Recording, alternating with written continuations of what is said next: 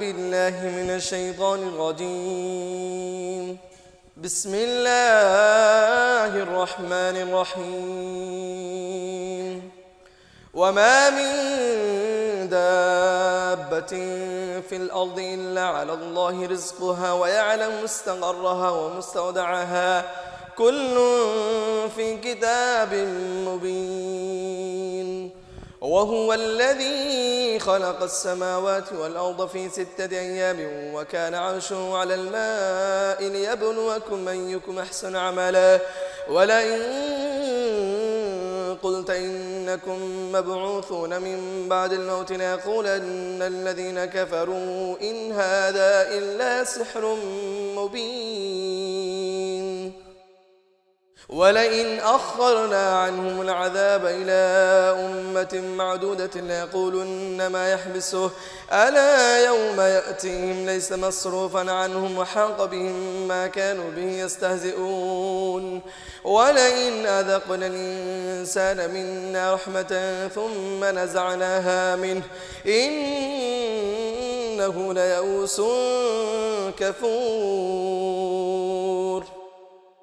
ولئن أذقناه نعماء بعد ضراء مسته ليقولن ذهب السيئات عني إنه لفرح فخور. إلا الذين صبروا وعملوا الصالحات أولئك لهم مغفرة وأجر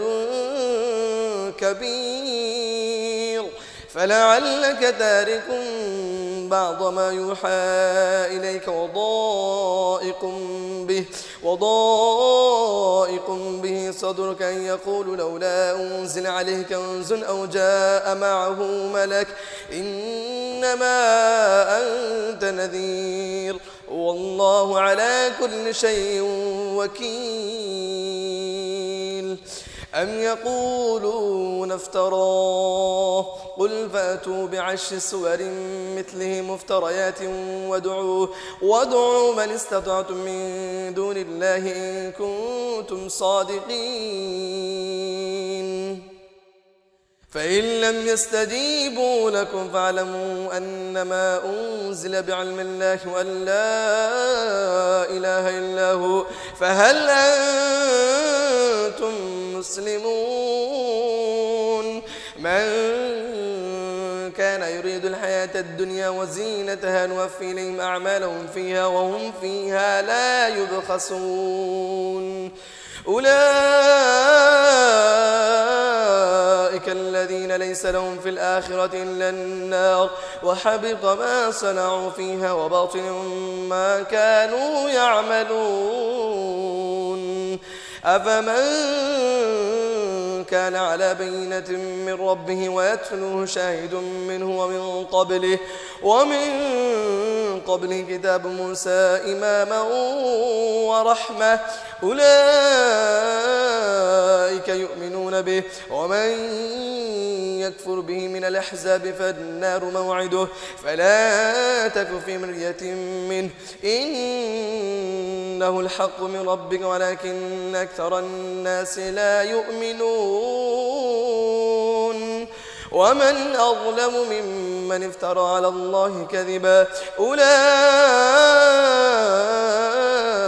يعرضون على ربهم يقولون أشهد هؤلاء الذين كذبوا على ربهم ألا لعنة الله على الظالمين الذين يصدون عن سبيل الله ويبغونها عوجا وهم بالآخرة هم كافرون. أولئك لم يكونوا معجزين في الأرض وما كان لهم من دون الله من أولياء يضاعف لهم العذاب ما كانوا يستطيعون السمع وما كانوا يبصرون. أولئك الذين خسروا أنفسهم وضل عنهم ما كانوا يفترون.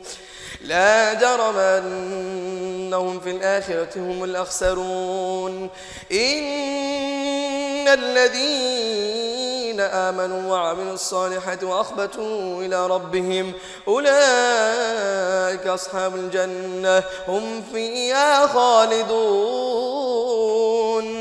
مثل الفريقين كالأعمى والأصم والبصير والسميع هل يستويان مثلا أفلا تذكرون.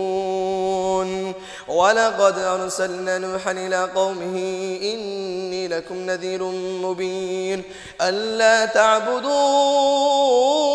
إلا الله إني أخاف عليكم عذاب يوم عظيم. فقال الملأ الذين كفروا من قومه ما نراك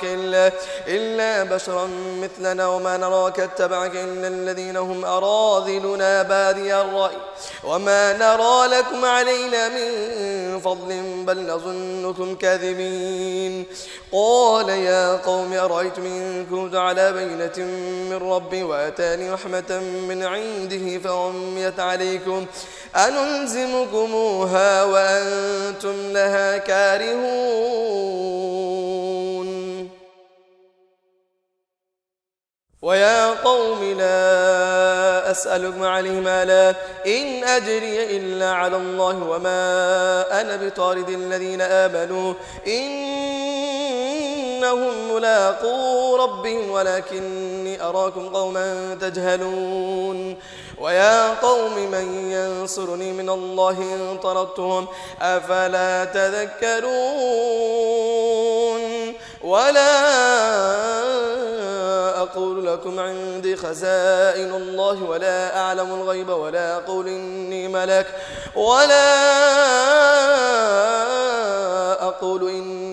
ولا أقول للذين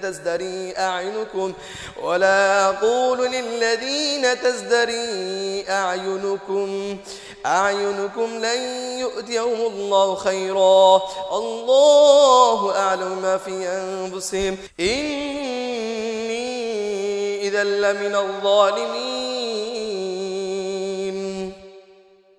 قالوا يا نوح قد جادلتنا فأكثرت جدالنا فأتنا بما تعدنا إن كنت من الصادقين. قال إنما يأتيكم به الله إن شاء وما أنتم بمعجزين ولا ينفعكم نصحي إن أردت أن أنصح لكم إن كان الله يريد أن يغويكم هو ربكم وإليه ترجعون. أم يقولون افتراه قل إن افتريته فعلي إجرامي وأنا بريء مما تجرمون. وأوحي إلى نوح أنه لن يؤمن من قومك إلا من قد آمن فلا تبتئس بما كانوا يفعلون. واصنع الفلك بأعيننا ووحينا ولا تخاطبني في الذين ظلموا إنهم مغرقون. ويصنع الفلك وكلما مر عليه ملأ من قومه سخروا منه قال إن تسخروا فإنا نسخر منكم كما تسخرون فسوف تعلمون من يأتيه عذاب يخزيه ويحل عليه عذاب مقيم. حتى إذا جاء أمرنا وفارت النور قل نحمل فيها من كل زوجين اثنين وأهلك إلا من سبق عليه القول ومن آمن وما آمن معه إلا قليل. وقال اركبوا فيها بسم الله مجريها ومرساها إن ربي لغفور رحيم. وهي تجري بهم في موج كالجبال ونادى نوح ابنه وكان في معزل يا بني اركب معنا ولا تكن مع الكافرين. قال سآوي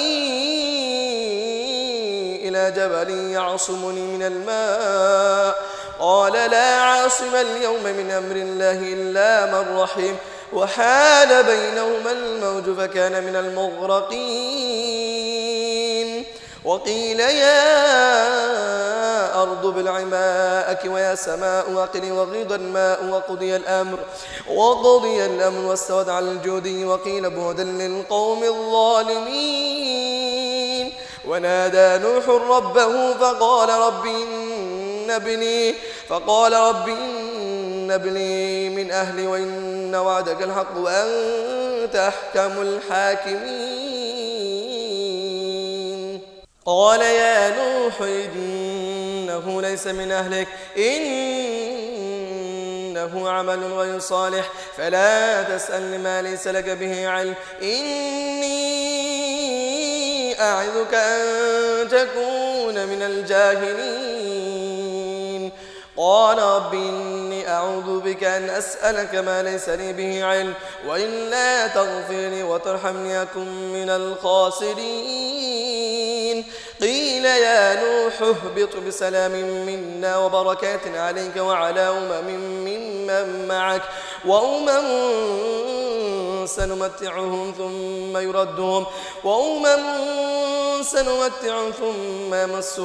ثم يمسهم منا عذاب أليم تلك من أنباء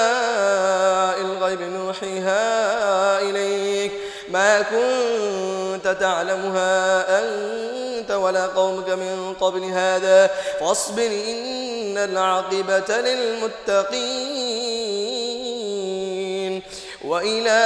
عاد أخاهم هودا قال يا قوم اعبدوا الله ما لكم من إله غيره إن أنتم إلا مفترون يا قوم لا أسألكم عليه أجرا إن أجري إلا على الذي فطرني أفلا تعقلون ويا قوم استغفروا ربكم ثم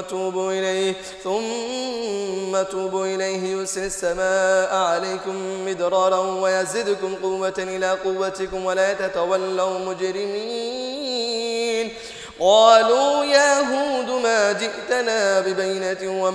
وما نحن بتاركي آلهتنا عن قولك وما نحن لك بمؤمنين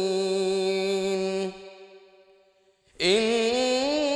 نقول إلا اعتراك بعض آلهتنا بسوء قال إني أشهد الله واشهدوا أني بريء مما تشركون من دونه فكيدوني جميعا ثم لا تنظرون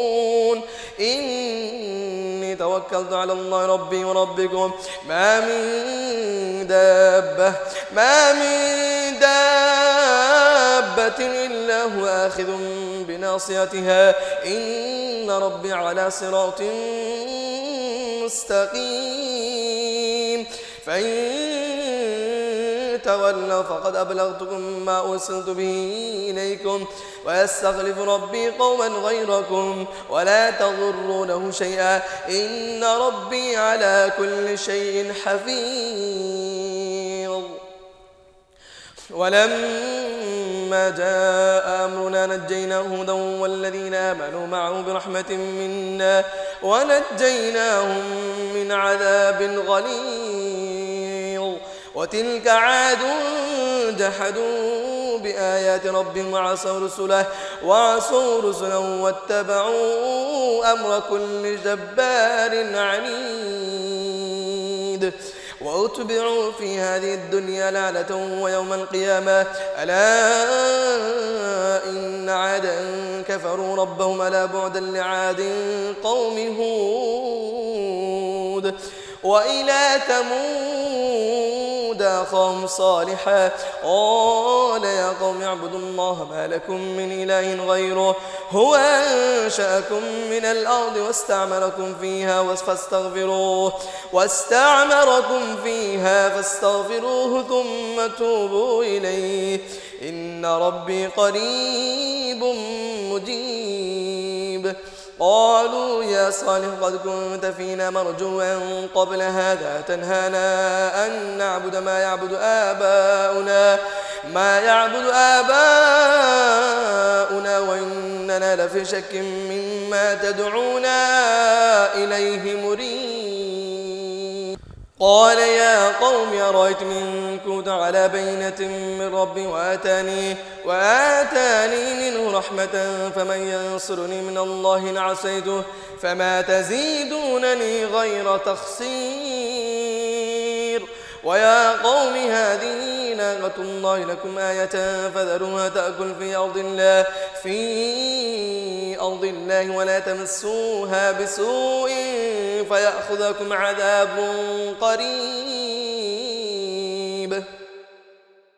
فعقروها فقال تمتعوا في دار 3 أيام ذلك وعد غير مكذوب. فلما جاء أمرنا نجينا صالحا والذين آمنوا معه برحمة منا ومن خزي يومئذ إن ربك هو القوي العزيز. وأخذ الذين ظلموا الصيحة فأصبحوا في ديارهم جاثمين كأن لم يغنوا فيها ألا إن ثمود كفروا ربهم ألا بعدا لثمود. ولقد جاءت رسلنا إبراهيم بالبشرى قالوا سلاما قال سلام فما لبث أن جاء بعجل حنيذ. فلما رأى أيديهم لا تصل إليه نكرهم وأوجس منهم خيفة قالوا لا تخف إنا أرسلنا إلى قوم لوط وامرأته قائمة فضحكت فبشرناها بإسحاق ومن وراء إسحاق يعقوب. قالت يا ويلتى آلد أنا عجوز وهذا بعلي شيخا إن هذا لشيء عجيب. قالوا وتعجبين من أمر الله رحمة الله وبركاته عليكم أهل البيت إنه حميد مجيد. فلما ذهب عن إبراهيم الروع وجاءته البشرى يجادلنا في قوم لوط إن إبراهيم لحليم أواه منيب. يا إبراهيم أعرض عن هذا إنه قد جاء أمر ربك وإنهم آتيهم عذاب غير مردود. ولما جاءت رسلنا لوطا سيء بهم وضاق بهم ذرعا وقال هذا يوم عصيب. وجاءه قومه يهرعون إليه ومن قبل كانوا يعملون السيئات قال يا قوم هؤلاء بناتي هن أطهر لكم فاتقوا الله ولا تخزون في ضيفي أليس منكم رجل رشيد. قالوا لقد علمت ما لنا في بناتك من حق وإنك لتعلم ما نريد.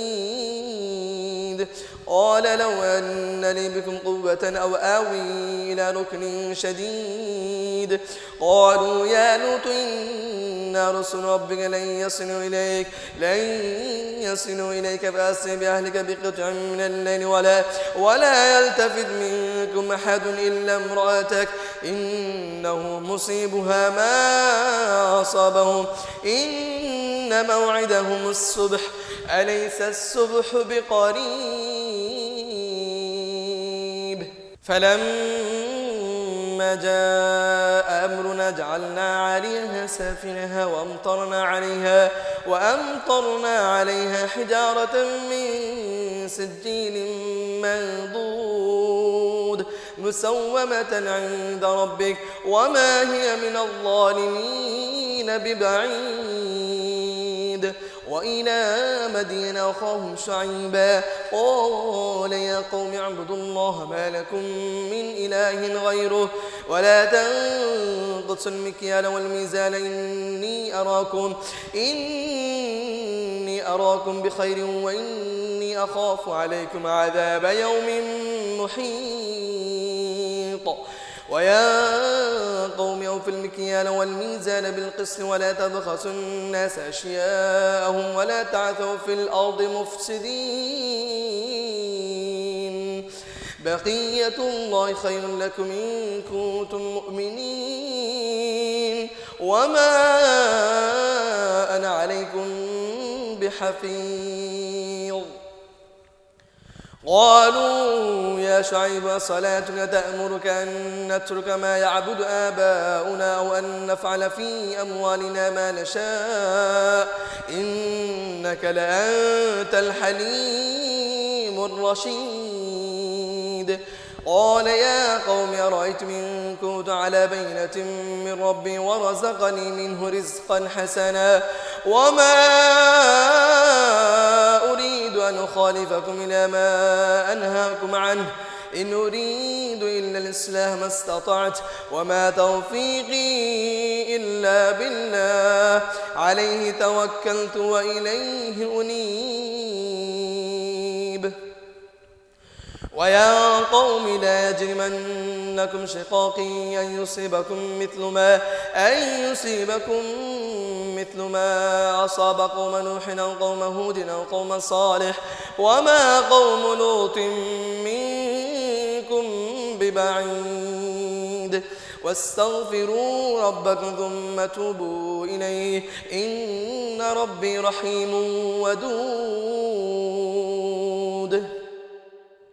قالوا يا شعيب ما نفقه كثيرا مما تقول وإنا لنراك فينا ضعيفا ولولا رهتك لرجمناك وما أنت علينا بعزيز قال يا قوم أرهتي أعز عليكم من الله واتخذتموه وراءكم ظهريا إن ربي بما تعملون محيط ويا قوم اعملوا على مكانتكم إني عامل سوف تعلمون من يأتيه عذاب يخزيه ويحل عليه ومن هو كاذب وارتقبوا إني معكم رقيب ولما جاء أمرنا نجينا شعيبا والذين آمنوا معه برحمة منا وأخذت الذين ظلموا الصيحة فأصبحوا في ديارهم جاثمين كأن لم يغنوا فيها ألا بعدا لمدين كما بعدت ثمود ولقد أرسلنا موسى بآياتنا وسلطان مبين إلى فرعون وملئه فاتبعوا أمر فرعون وما أمر فرعون برشيد يقدم قومه يوم القيامة فأوردهم النار وبئس الورد المورود وأتبعوا في هذه لعنة ويوم القيامة بئس الرفد المرفود ذلك من أنباء القرى نقصه عليك منها قائم وحسيد وما ظلمناهم ولكن ظلموا أنفسهم فما أغنت عنهم آلهتهم التي يدعون من دون الله من شيء لما جاء أمر ربك وما زادوهم غير تتبيب وكذلك أخذ ربك إذا أخذ القرى وهي ظالمة إن أخذه أليم شديد إن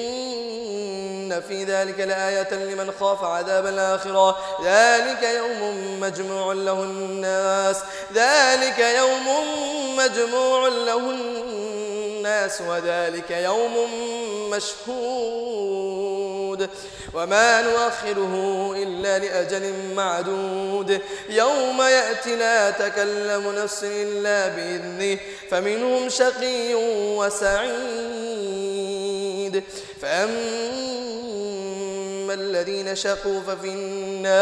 ففي النار لهم فيها زفير وشهيق خالدين فيها ما دامت السماوات والأرض إلا ما شاء ربك إن ربك فعال لما يريد. وأما الذين سعدوا ففي الجنة خالدين فيها ما دامت السماوات والأرض إلا ما شاء ربك عطاء غير مجذوذ. فلا تك في مرية مما يعبد هؤلاء ما يعبدون إلا كما يعبد آباؤهم من قبل وإنا لموفوهم نصيبهم غير منقوص. ولقد آتينا موسى الكتاب فاختلف فيه ولولا كلمة سبقت من ربك لقضي بينهم وإنهم لفي شك منه مريب. وإن كلا لما ليوفينهم ربك أعمالهم إنه بما يعملون خبير. فاستقم كما أمرت ومن تاب معك ولا تطغوا إنه بما تعملون بصير. ولا تركنوا إلى الذين ظلموا فتمسكوا النار وما لكم من دون الله من أولياء ثم لا تنصرون. وأقم الصلاة طرفي النهار وزلفا من الليل إن الحسنات يذهبن السيئات ذلك ذكرى للذاكرين. واصبر فإن الله لا يضيع أجر المحسنين. فلولا كان من القرون من قبلكم أولو بقية ينهون عن الفساد في الأرض إلا قليلا ممن أنجينا منهم واتبع الذين ظلموا ما أترفوا فيه وكانوا مجرمين. وما كان ربك ليهلك القرى بظلم وأهلها مصلحون. ولو شاء ربك لجعل الناس أمة واحدة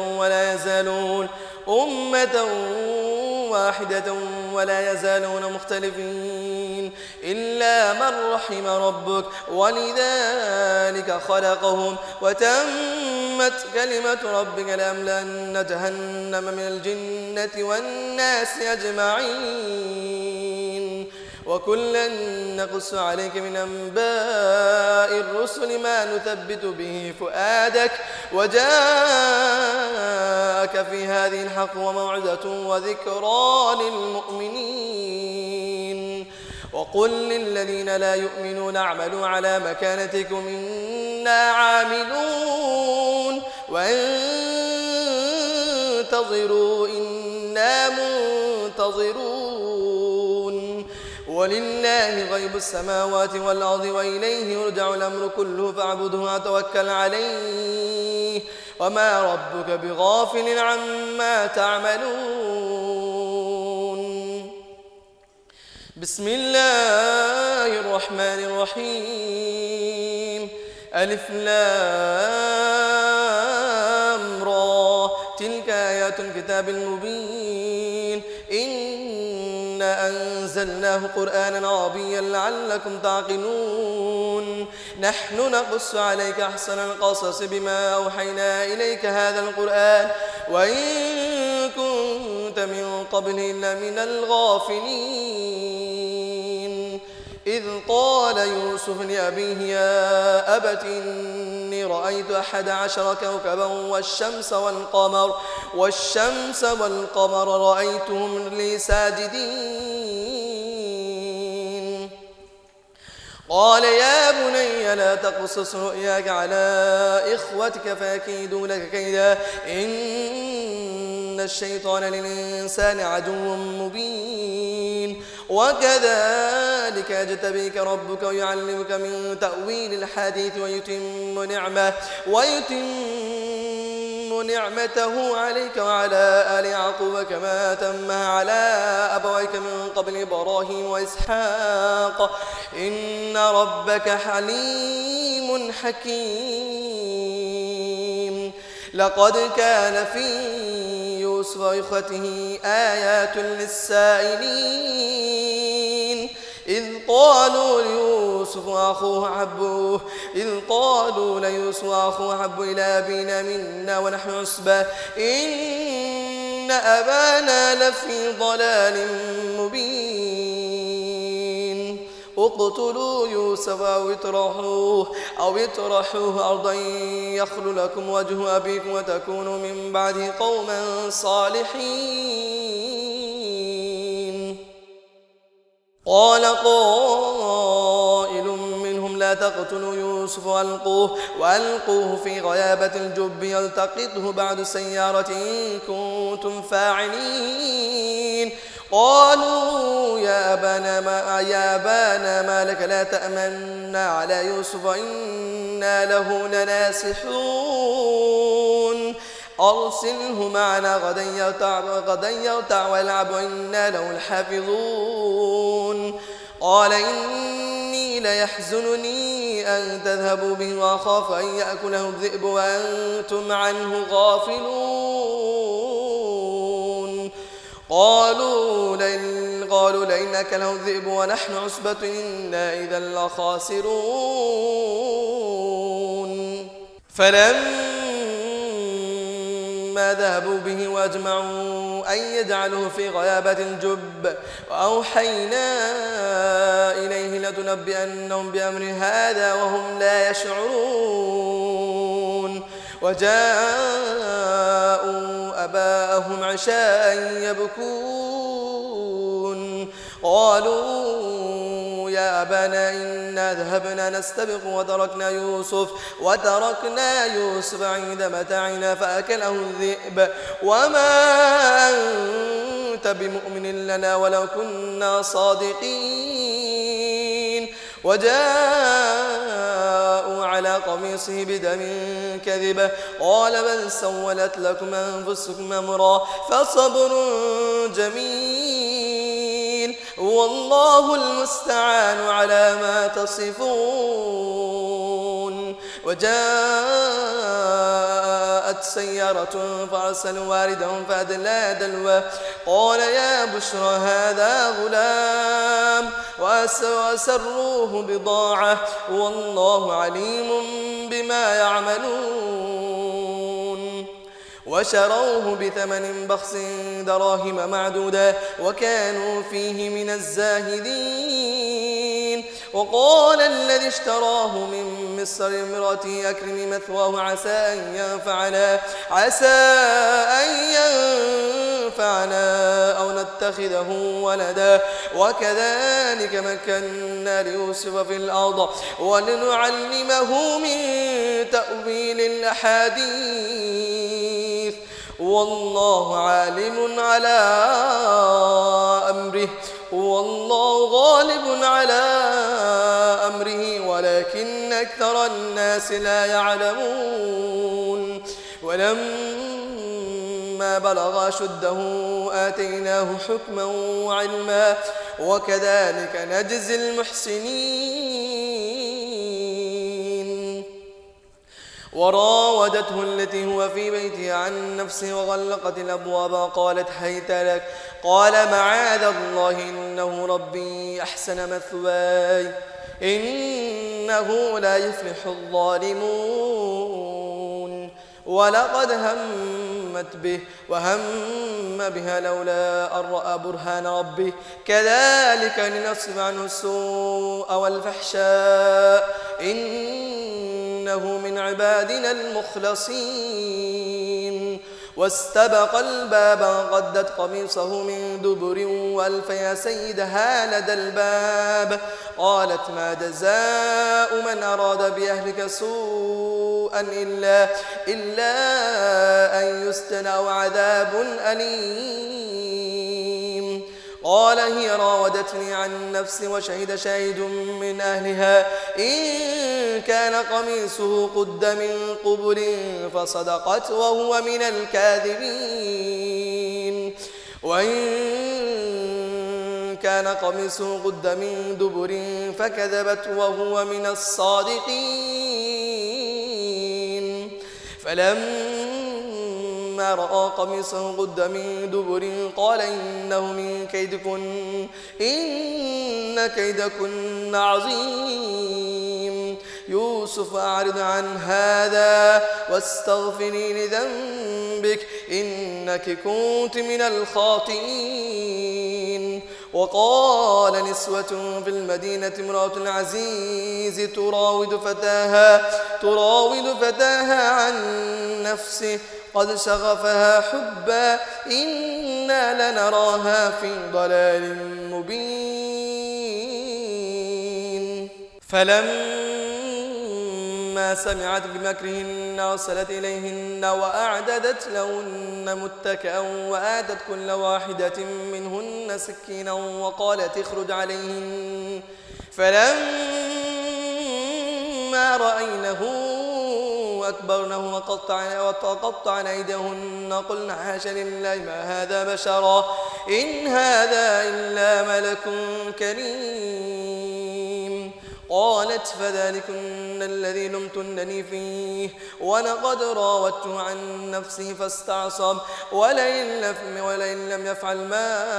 آمره ليسجنن وليكون من الصاغرين قال رب السجن أحب إلي مما يدعونني إليه وإلا تصرف عني كيدهن أصب إليهن وأكن من الجاهلين فاستجاب له ربه فصرف عنه كيدهن إنه هو السميع العليم ثم بدا لهم من بعد ما رأوا الآيات ليسجننه حتى حين ودخل معه السجن فتيان قال أحدهما إني أراني أعصر خمرا وقال الآخر إني أراني أحمل فوق رأسي خبزا تأكل الطير منه نبئنا بتأويله إنا نراك من المحسنين قال لا يأتيكما طعام ترزقانه إلا نبأتكما بتأويله قبل أن يأتيكما ذلكما مما علمني ربي إني تركت ملة قوم لا يؤمنون بالله وهم بالآخرة هم كافرون واتبعت ملة آبائي إبراهيم وإسحاق ويعقوب ما كان لنا أن نشرك بالله من شيء ذلك من فضل الله علينا وعلى الناس ولكن أكثر الناس لا يشكرون يا صاحبي السجن أرباب متفرقون خير أم الله الواحد القهار ما تعبدون من دونه إلا أسماء سميتموها أنتم وآباؤكم ما أنزل الله بها من سلطان إن الحكم إلا لله أمر أن لا تعبدوا إلا إياه ذلك الدين القيم ولكن أكثر الناس لا يعلمون يا صاحبي السجن أما أحدهما فيسقي ربه خمرا وأما الآخر فيصلب فتأكل الطير من رأسه قضي الأمر الذي فيه تستفتيان وقال للذي ظن أنه ناج منهما اذكرني عند ربك فأنساه الشيطان ذكر ربه فلبث في السجن بضع سنين وقال الملك إني أرى 7 بقرات سمان يأكلهن 7 عجاف وسبع سنبلات خضر وأخر يابسات يا أيها الملأ افتوني في رؤياي إن كنتم للرؤيا تعبرون قالوا أضغاث أحلام وما نحن بتأويل الأحلام بعالمين. وقال الذي نجا منهما وادكر بعد أمة أنا أنبئكم بتأويله فأرسلون يوسف أيها الصديق أفتنا في 7 بقرات سمان يأكلهن 7 عجاف و7 سنبلات خضر وأخر يابسات لعلي أرجع إلى الناس لعلهم يعلمون. قال تزرعون 7 سنين دأبا فما حصدتم فذروه في سنبله إلا قليلا مما تأكلون ثم يأتي من بعد ذلك 7 شداد يأكلن ما قدمتم لهن إلا قليلا مما تحسنون ثم يأتي من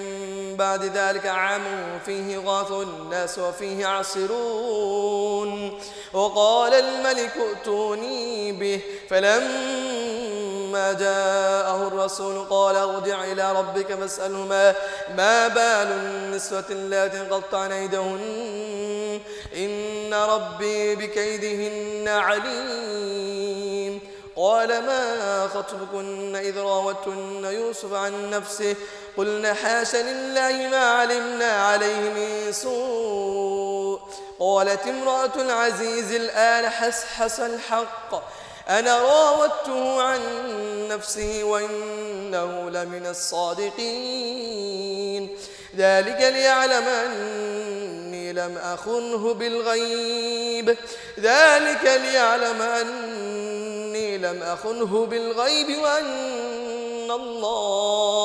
وأن الله لا يهدي كيد الخائنين.